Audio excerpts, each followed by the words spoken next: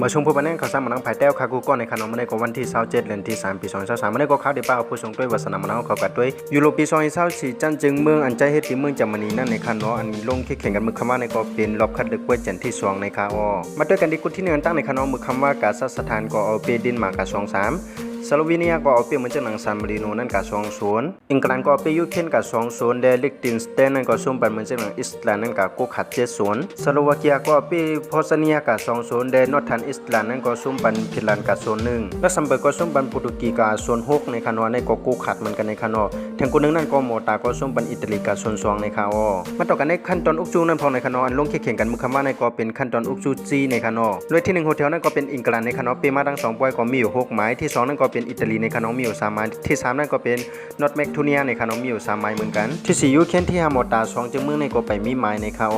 มาด้วยกันในอุกจูกรุ๊ป X นั่นเทียงในคานอที่1โฮเทลนั่นก็เป็นสโลวีเนียมีอยู่6หมายและที่2เดนมาร์กที่3กัซัคสถานที่4ฟินแลนด์ที่5นอร์ทันอิสราเอลในคานอมีอยู่กว่า3หมายและที่6นั่นก็เป็นซานมาริโนในคานอไปมีหมายในคาอกำแนวคำว่าด้วยกันในอุกจูกลุ่มเจพองในคานออุกจูกลุ่มเจที่1โฮเทลนั่นก็เป็นโปรตุเกสในคานอเปมา2ป่วยก็มีอยู่6หมายที่2สโลวาเกียก็มีอยู่4หมายที่3โพสเนียที่4อิสราเอลนั่นก็มีอยู่กว่า3หมายและที่5ลักเซมเบิร์กนั่นก็มีอยู่1หมายที่6เหมือนเจ้าหนังลิสเทนสเตนนั่นก็ไปมีหมายในคาอมาต่อกันที่เปิดจันที่2อันที่ลงแข่งกันในคำขึ้นในพองในคานอก็ได้มีมอนเตลิโกเดียกันตั้งซาเพียสวีเดนก็เดียกันตั้งอาซิไบจันอิหร่านก็เดียกันตั้งเป็นติดในคานออำนั้นก็ห้องว่าฝรั่งเศสในกรณีในคานอออสเตรเลียก็เดียกันตั้งเอสโตเนียโปแลนด์ก็เดียกันตั้งอาปาเนียฮังการีก็เดียกันตั้งพูเจเลียเนเธอร์แลนด์ก็เดียกันตั้งกิปิตาและมอนโตวาก็เดียกันตั้งแคทในคาอเอาค่าทั้งเส้นทั้งหมดก็มีจังหนึ่งในคานอสันเจว่าผู้ทรงด้วยวาสนามานังเขาเกี่ยวด้วยทรงด้วยลองข่าวสารมานังภายใต้ในก็อย่าลืมเน็กไลน์เน็กแชร์เลยเน็กติดตามบันทึกช่อง YouTube เขาพองในคานอกำในส่วนในเขาย้อนสู่ปันให้ผู้ปันแห่งข่าวสารมานังภายใต้ใครอยู่ในมีเงินทางลีคือพื้นกันกูก็กูกวนเสกคำข่าวข่าวสารมานังภายใต้ไม่สงค่า